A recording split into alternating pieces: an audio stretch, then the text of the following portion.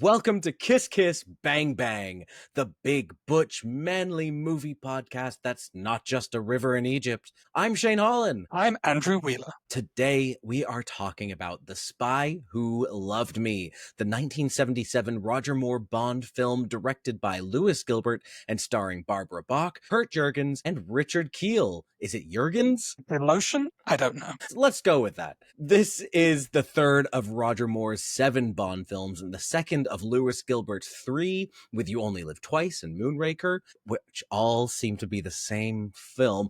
This movie hits a lot of classic beats, but also introduces some new staples to the franchise, for better and for worse. Really is, a weird little greatest hits of a movie. The plot synopsis for this one: when British and Soviet nuclear submarines go missing, James Bond goes up against Soviet counterpart Anya Amasova as both intelligence services race to find the cause of the disappearances.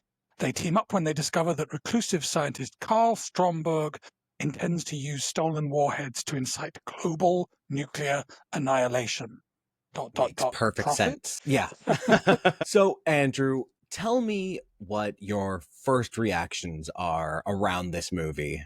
So, the most important detail, of course, is that this is the first Bond movie to come out in my lifetime. Oh. So, this is the Bond movie that I was the herald of, I guess. Does that feel good? Not really. There's a lot that I do love about this movie, and it is one that I've definitely watched a lot. I guess the fact that it has existed since I was a baby means that it was on TV a lot growing up. And I guess, I don't know, it feels like one of the better Roger Moore movies, but it's not necessarily one of the strongest Bond movies. Yeah. It's very watchable, apart from the third act, which never ends. I think I'm still watching it now. But I it's did got fall some asleep great... watching the third act. You may still be asleep. It's hard to tell. It's all a dream. First one to come out in my movie. It definitely has a lot of the components that you expect from a Bond movie. So the memorable sidekick is, of course, in Jaws, is a big one. The competent lady spy, which is a nice beat to see in a Bond movie.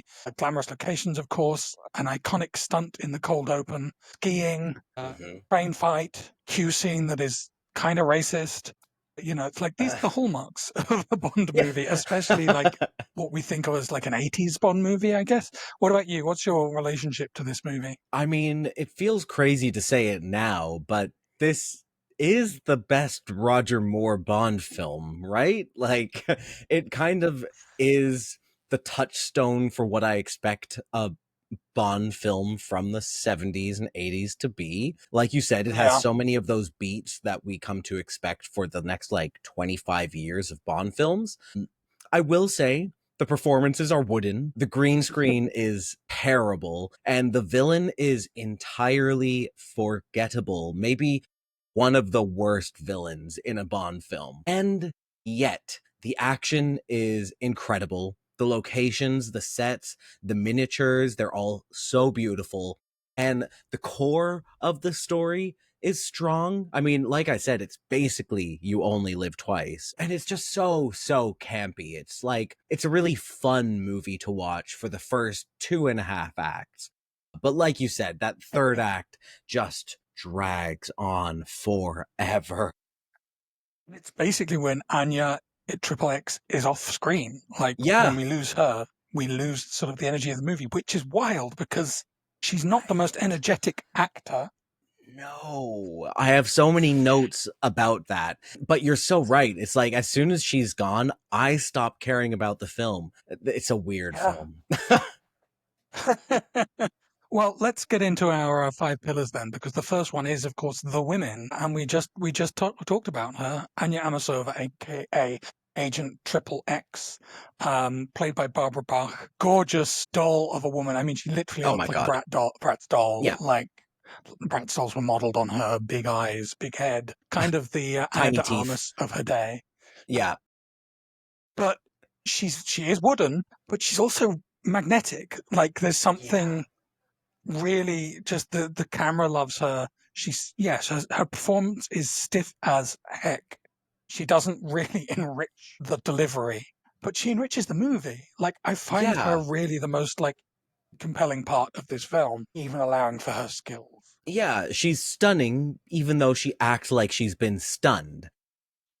The character is so strong, though. It's a Russian agent who's on the same mission as James, so she has just as much to do with the plot moving forward, but also secretly she's out for revenge for the death of her lover caused by James, which is pretty rare to see a revenge story centered on, right? I can't think of another one where like the other main character is kind of out to kill James specifically. Like, I mean, Right. other than your Blofeld kind of storyline. So rich and so compelling, and the film doesn't do anything with it, really. Like, No, she wants to kill the man that killed her lover. She has that opportunity, and she's too digmatized by James Bond, by a 50-year-old Roger Moore, twice her to age. take her revenge. And it's like it doesn't land. I wanted to see more of like I mean, I guess it's asking a lot for her, for these specific actors with what chemistry they have to draw this story out more and like get the drama out of it. But it wasn't in the script either. So where are we Yeah. going to get that from? Yeah, that's the hard part. Look, I love that she's competent and she kicks ass throughout this entire film. I think really the biggest letdown for me is that she shouts James about once every 5 minutes. James! James! It must have been in James! Roger Moore's contract. I think all his women are Oh my always yelling god. his name. It's so bad. Other There are other women women in this in movie. this film. Yeah. A woman kisses James and sacrifices herself immediately for him after knowing him for 5 minutes. And I think she's one of your Oh, favorite side characters in the film. she is. Felicia. I don't know how to say it. I don't think her name is ever said out loud. Felicia. Let's say Name it's a Felicia. woman. Yeah. I love her hair. I love her outfit. We'll get to it in the fashion, but like I love the concept of this character. You know how I always love the sort of second, third, fourth string Bond villainous Mhm. woman who is like just completely disposable in the movies, but I'm like, what's her rich inner Yes, life? give What me led her her to this? origin. Like the fact that she's willing to die in this moment, it can't be because of him. It has to be something else. She's like So why? she's mired deep in loss and grief, and she's like, this is my opportunity to end it all and maybe make this brutal man feel guilty for a second, which of course he never would. I But love she how doesn't much know work that. you're doing for the film. I really think there's Someone has to. The Love Who Spied Me. I think there's a potential spin-off tie-in for Felica. Well, my favorite third tier Bond woman has to be Naomi, the sex kitten helicopter assassin, who deserves as much screen time as Jaws. Yeah, it's a shame how she goes out, honestly. Yeah, very unceremonious. But I mean, we'll get to the fashion, but I absolutely adore her. I love the eyes that she gives James throughout their entire relationship, knowing each other, whatever. Sure. Sure, the way that she is like basically flirting in front of James's wife, Barbara Bach, Triple X. I don't know. It all works for me. That entire section of the movie, I absolutely adore. We segue to the boys. Let's let's talk about some boys. This will be the It shortest should be a section of the short. episode. Yeah. Roger Moore, I think actually is maybe his most handsome here. Like he's Yeah. 49, 50, and somehow he's like, this is his peak. I mean, nice work if you can get it. I'm hoping to Mhm. accomplish the same. Um, but he still doesn't look, he looks like a 50-year-old. Like he's not a young man. He's just a very handsome 50-year-old. Yes. He And was so was too Daniel old in Craig, his third right? movie. Yeah. Yeah. But it works here. You can only tell his age when he like turns to kiss a woman and you can see the rings in his neck fold up like the rings in a tree. Also, you can see the 30-year age gap between him and whoever he's kissing. Oh yeah, that's pretty rough, right? Yeah, he's what, Um, like twice Barbara Bach's age in this? I mean, she's what? She's yeah. probably 30 in this and he's 50. It is significant and noticeable and awkward for some really intimate moments. Yeah. Um, Other boys in this movie, we do have an aged villain as well, as you say, not particularly compelling. Carl Stromberg feels like watching it this time. It's like, oh, he feels more timely than ever. Like idiosyncratic tech genius who is like apocalyptic about the world. Like that feels very now. He's even wearing like black turtlenecks or whatever. Like it, but My he's God. not compelling at all. He's a very boring character, very boring, Kind of flat delivery. kind of like his real life equivalent. Yeah, yeah. I don't want to see that in a movie. No, we're going to Mars and we're building a colony and we're going to annihilate the Earth. Great, good job, boys. He has webbed fingers. That's never like paid off or lingered on in any way. Is it even mentioned? I can't. Is it? Is it? Sure. Does that explain his fascination with all things underwater? Because I have webbed toes Yeah. and I'm not living in an aquarium. I have webbed toes too. Oh, bestie. And neither of us are fish people. Oh, well, we eat them. Well, I eat them, yeah.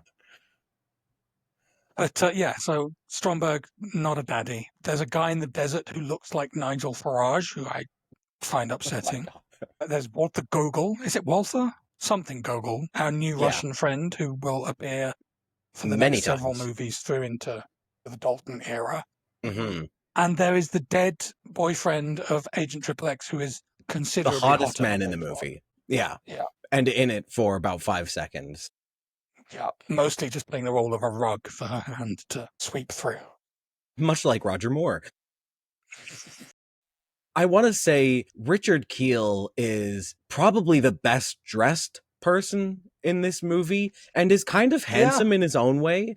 Like he's obviously a striking figure, and I wouldn't say he's classically handsome with all due respect to this man, but he is like very dashing and obviously he's very watchable because he's, I think, the only thing that people truly remember from this movie in like the general public sense. Yeah.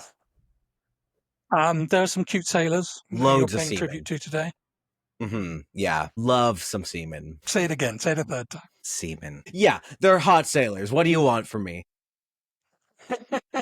Let's talk about the music. Yes. I mean, this is one of the greatest film theme songs of all time. I've said it before and I'll say it again. This is truly one of the best. Baby, you're the best. Yeah, Carly Simon singing The Spy Who Loved Me? No. Nobody does it better. One of the rare songs that is not named after the title, but that does have the title of the movie in the lyrics. Mm-hmm. And yeah, it's a beloved pop song classic. Carly Simon has done like 3 or 4 iconic movie themes. It feels like the things she did best in the 80s. But yeah, we have a very bare bones opening title sequence on this one, like high contrast color work and a naked woman in boots and gymnasts on the gun barrel. And it's like, that's all good stuff, but and some very perky nipples that will have your eyes out. Oh my God. The they're way letting the that song they swoop up. Yeah. like a ski slope. Ooh. Oh, yeah. So it was inspired, is what you're saying.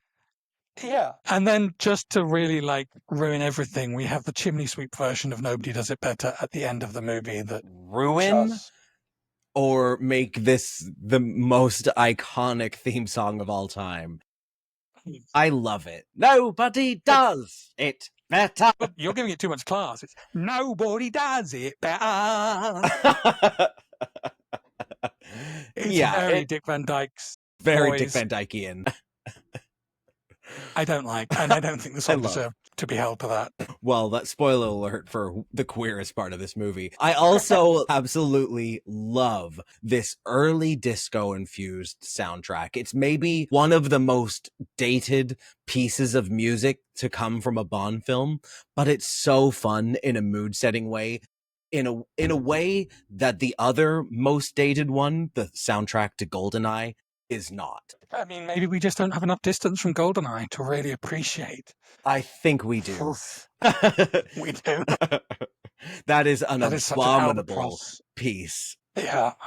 This is, I love like the electric guitar riffs and the down. It's really catchy. And I found Yeah. myself toe tapping throughout the entire movie. Shall we go into fashion? Okay, this I have a lot to say. There's a lot of good looks actually in this movie for a film made in the late 70s. We're in that space where the 70s are ending. We're no longer in the hippy dippy place. We're moving towards like a more modest style of dress, I feel like, in this movie. Mm, yeah, a Nothing bit is more as modern. flashy. Yeah, nothing is too flashy, but everything is slightly chicer than we're used to in the 70s. The most 70s thing in the movie, I think, is Anya's beanie, the like knit macrame beanie. the the best, the That's great. most fashion. That was absolutely my favorite look. But also shout out to her safari dress, which also feels very Yes. 70s. Another great look. Yeah, and we love to see the women getting to wear the safari outfits, not just Roger Moore in every film. Yeah. Um, but and also her navy evening gown with the chunky Yes. Swarovski embroidery. And I mean, it helps that she wears it for a full third of the film. So it is like instantly tied to her character, but she wears it for that long for a reason. It's beautiful. Yeah. And he, of course, is wearing his dinner suit for that whole section as well. So we get to see James Bond in the tux in action for a big chunk of the movie. Running around the Egyptian ruins trying to kill an assassin. And it's like, yeah, that's you want to see that stuff. You want them contriving to put these people in their beautiful, sumptuous evening wear in the middle of the desert in broad Yeah. daylight, so that we can see how glamorous they are. I did do a little tiny bit of research about this. Shane, you I know. promised. I'm sorry. I'm sorry. I broke all the rules. So it's a navy mohair double-breasted suit with wide lapelled dinner tux, but the flared bottoms, I think, are the best part of this outfit and surely date it the most. But the reason why this is, I think, Roger Moore's most iconic look, and I think this is how people remember him, is because this is the suit that he wears in his gun barrel sequence starting in this Oh, movie for the next 4 films. So people naturally think like, oh, Roger Moore is the one with the flared pants and the huge lapel tuxedo. And yeah, it's instantly recognizable. And the fact that he wears it for a good hour of this film adds to that. Like it, and he wears it well. It's well tailored. yes. He's like actually really trim and his shoulders aren't too broad. So it just fits like a really nice triangular fit to his body. I love that they're both wearing navy. His is darker, and you don't fully see the color of his suit until he's in Egypt and the sort of, And the sun because hits they it. shot a lot of this on set, on location. So yeah, we see the sun hit it, and it's like, oh, that is much bluer than I thought it was. Yeah. Yeah. Yeah, it's a beautiful suit. Definitely my favorite of the male pieces in this movie. I do want to shout out the light brown suit from the train sequence, which is ultimate 70s. Like, it's basically the color of every couch purchased between 1969 and 1986. Uh, Garish. the other, sorry, Garish, I said. the other women's looks that I need to call out, I mentioned Felicia, her bejeweled embroidered house coat with stunning Oh, cleavage and a zipper that will just, like, were she to survive to have a sex scene, you just know it would be just, the whole thing would just slough off like the husk of a corn cob. so sexy. I love it. I want to live in a bejeweled house coat. I hate that she dies the way she does. It's so stupid. Like, It's so sacrificing dumb. herself for a man she just met. It's so dumb. And of course, we have to talk about Naomi's stunning swimsuit and the diaphanous robe combo, which is such a And work look, you jewel know? choker. Don't forget the gigantic choker that Mm, covers her entire neck. I mean, it's a look. It's a serve. yeah, that's the best beach look, you know? Oh yeah, that is going to be my beach look this summer. Oh yeah. 2 other outfits I want to mention. The classic naval dress that Mhm. Bond wears looks really good on Roger Moore. Does it look better on him or Sean Connery? I think I might give the point to Roger Moore again because of the way that it fits his body. I don't know. Okay. All right. But The most important piece of the film has to be the yellow ski suit with bright red cap, which is perhaps the most bold choice a super secret spy could make. He really wanted to get caught. Yeah, oh, he was not hiding. He wants everyone to see his parachute. Oh, we didn't even talk about the parachute scene. That parachute opening, my God. I hate to admit this. I get choked up every goddamn time. It's like one of the few like patriotic things that's still like, oh, damn it, yeah, that's super cool.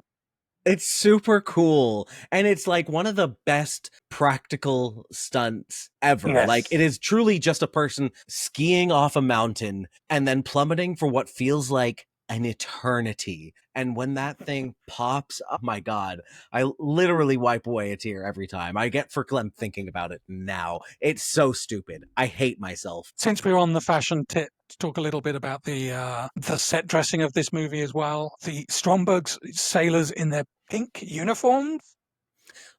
Pinky red. Maybe Yeah, we don't see see different enough of colors. that. I see them as red. Right. They're definitely verging on pink on my TV, but who knows? Certainly it's a bold choice. Monorail on a boat that transforms into a speedboat. Amazing. Like Austin Powers So is wishing it stupid. had something that stupid. And of course the escape pod, the lavish escape pod at the end of the movie. Oh my God. Utter man. A fur bed in an escape pod. Sure. The miniature work in this film also really incredible until it's not. There is a couple of moments where if you pause the film, you can see like wooden dolls in place of human people, particularly in the escape speedboat monorail part. I once took a screenshot of that happening and sent it to you, and we had a good laugh. There's also during the helicopter chase with the Lotus. Did we even mention the Lotus? I'll get there. We need to talk about the Lotus. We need to talk about the Lotus.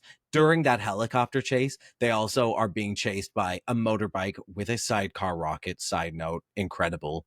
And the motorcycle goes over a cliff, and you can see like the body of the dummy going like, it's amazing. There should be like a supercut of all the best ridiculous dummy moments in Bond movies, because there Oh are a yeah, fair few of them. People falling off cliffs and just like folding in half. It's great. so good. Oh yeah, so fashion, gotta mention the Lotus Esprit.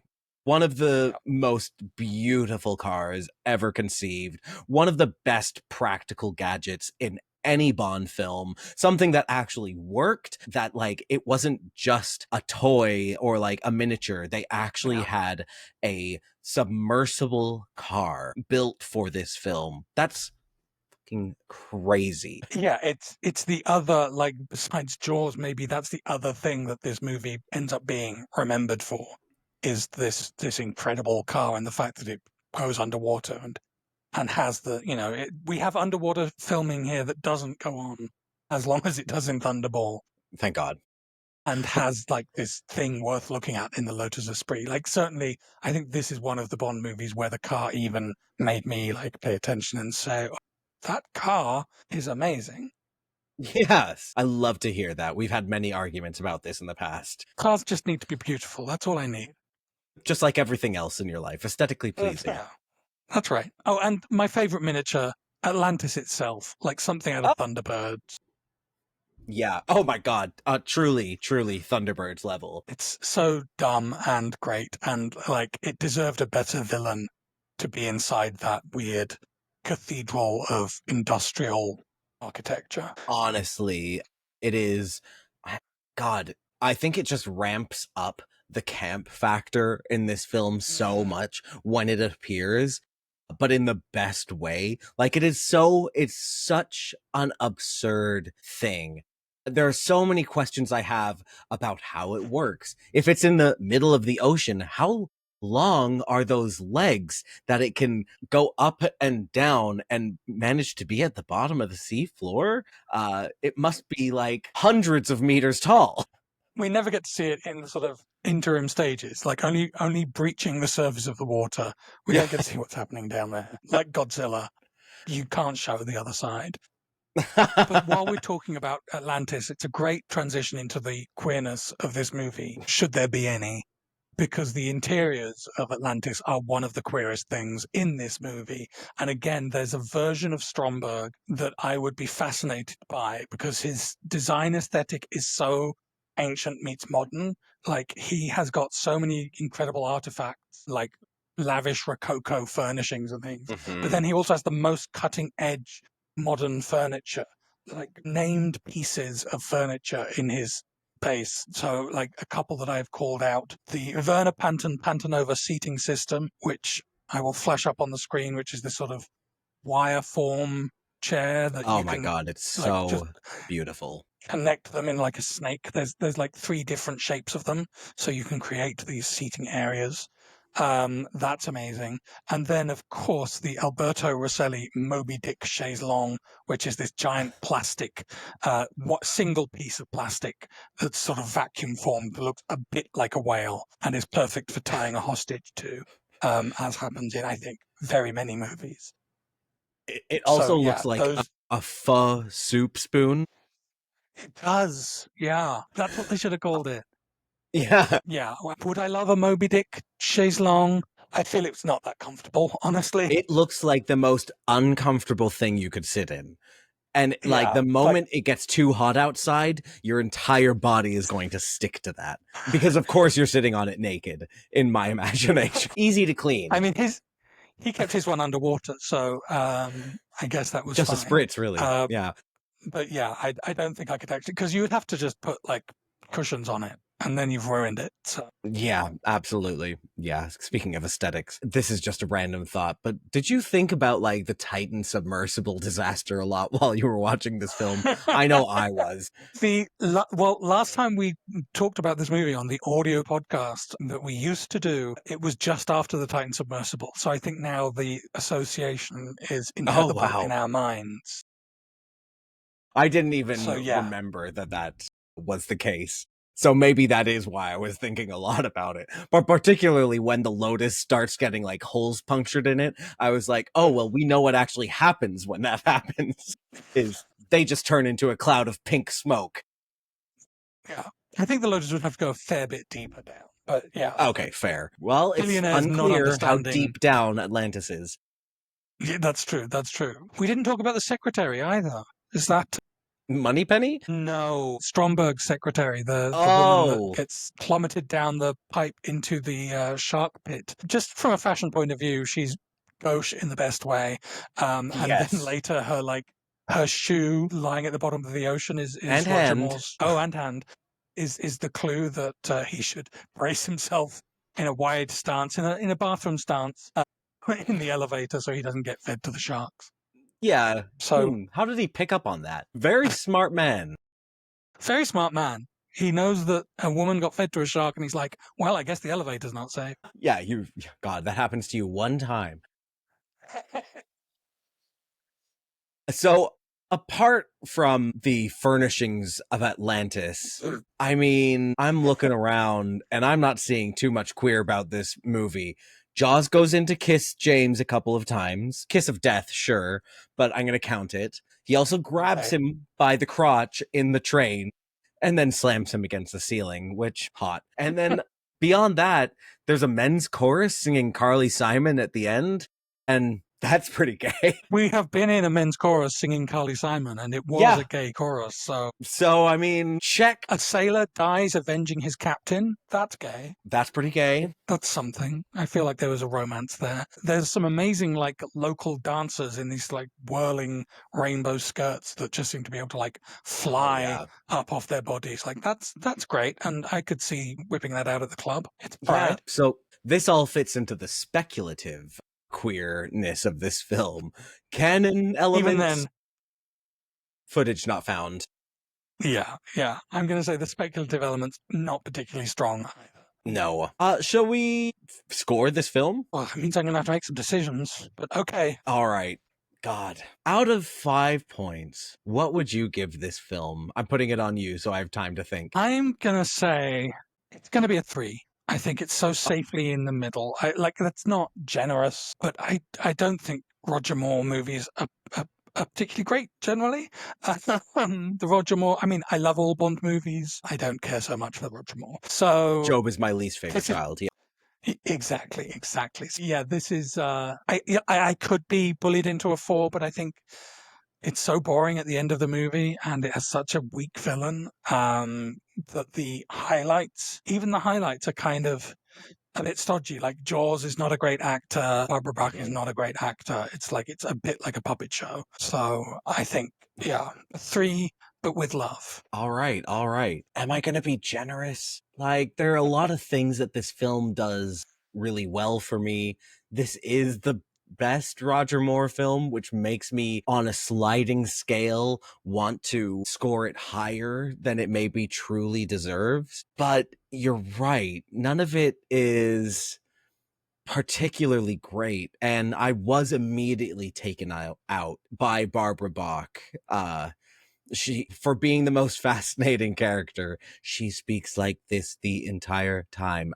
So I will also give it a 3. Call me Ringo Starr because I've been taken out by Barbara Bach. Heyo.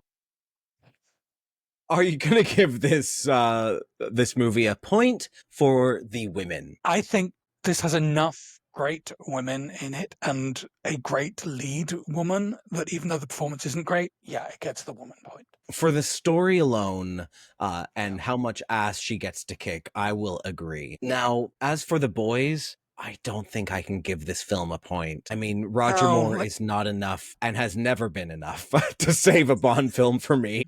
yeah, there's no point at which Roger Moore's presence in a film makes me go, "Oh, he's lovely." And there are better sailor movies in the Bond canon, so yeah, it Yeah. doesn't get the point. Okay, the music, as I said, I love. It's so terribly dated, but I think it's so fascinating, and the theme song is truly one of my favorite songs of all time. Yeah, I agree. It gets the music point from me. And the fashion. It's not the most distinctive fashion movie. Like it doesn't stand out as one of the great fashion movies, I don't think, in the Bond canon. But I do think the fashion is great. I think that we get to spend so much time with the pair of them in evening dress is like kind of iconic. And that dress that she's wearing, like that's one of the best. I know I said the same thing about Paloma's dress. I'm going to probably say the same thing a bunch of times. Mm-hmm. But I That's do what we think do that here. Anya's dress is way up there. So I'm going to give it the fashion point. Yeah, I agree. I think like this that brings glamour to an unglamorous part of the movie and really elevates it. And if we're including the car and the sets and everything else, yeah, this is like a really beautiful movie to watch. Yeah. Yeah, it has an aesthetic for sure. It's just a little more sedate than some other Bond movies. Just like Barbara Bach. And then if we're talking about queerness, No, no, no, yeah, no. no, that would be unfair to queer people. If we met Stromberg's interior designer, then I would boost the film. Like, I want to know who's doing that set dressing for Stromberg. He's got to have had some gay in there saying, "These are very in right now, Carl. You'll absolutely love them." And then, of course, the interior designer gets on a helicopter and it gets blown up, so no one will ever know. Or if Stromberg had been like a mustache twirling homosexual villain, Yeah, which would have been so appropriate for 1976 or 1977. The fact true. that they made him just like this sexless, characterless, industrialist monster, like we really could have Who is gone still there. horny enough to abduct Barbara Bach for no reason really at all. Like That's pretty he gay. takes the woman and ties her up, and it's like, why are you doing this? Yeah, I guess Yeah, she just looks pretty in the furnishings, you know. he isn't a stat, just like you. Yeah, I've never abducted a woman and tied her up. A woman. Who are you? Are you okay? You're not trying to convince anyone, right? Does this film get a penalty for anything? Is it like so outrageous at any point that we feel we need to deduct a point from its score here? I mean, the Q scene is like bordering on absolutely terrible, but you could say that about pretty much every Q scene from 1960 until 2001. I feel like the Roger Moore era was especially egregious for being like, what culture are we going to mock in the Q scene? This Mhm. movie. So yeah, those are a dreck, but I don't think this film does anything particularly beyond the bounds of a movie from the 70s. Okay. Great. We are agreed there as well. It's so hard to We're defend perfectly something like aligned. that. Yeah. We are completely in agreement on our scores, which means this film gets a 6 out of 10. A solid Pretty 6. good. That's pretty good. Uh, Yeah. I almost say it's better than 60%. I kind of want to give it a 65 just because, but I won't. We'll call it what it is. 6 out of 10. where are you getting that extra 5? Oh, because you were I thinking don't of know. giving the movie a 4? Yeah, Uh, exactly. I was so on the fence I about mean, giving it. Should I? don't make me I'm edit all of just going this. to make a small adjustment to my score. And oh, look at that. 6.5 out of 10. You're a monster. I'm the Maybe Stromberg I'll of this show. change my rating. No. No. All right, fine. A 6.5. It is at the high end of Roger Moore movies, and that is faint praise, but there's a lot to love. I stand by. There's a lot about this movie that's very rewatchable, and I say that having rewatched it many times over. I Mhm. enjoy it, and I think you just have to roll with the woodenness of everything from the miniatures to the performers. It's just a puppet show. Yeah, And maybe just turn it off when Barbara Buck gets abducted, and you're like, leaves. okay. Yeah, that worked for me. I saw the best bits. I can go home now. Awesome. Well, another Bond film in the books. Another great evening spent with you, Andrew. A delight as always. Viewers, if you have any macho movies you'd like us to cover, please do let us know from any era of cinema history. And of course, if you have a favorite Bond movie, let us know in the comments. We will get to all of those eventually. That much is sure. And until next time, kiss kiss. Bang bang. If you enjoyed this video, please click the like button and subscribe to this channel. You can follow Kiss Kiss Bang Bang on Instagram, TikTok, Blue Sky, and Letterboxd at KKBBpod, or email us at kisskissbangbangpod@gmail.com. Kiss Kiss Bang Bang is recorded in Toronto on the traditional territory of many nations, including the Mississaugas of the Credit, the Anishinaabe, the Chippewa, the Haudenosaunee, and the Wendat peoples.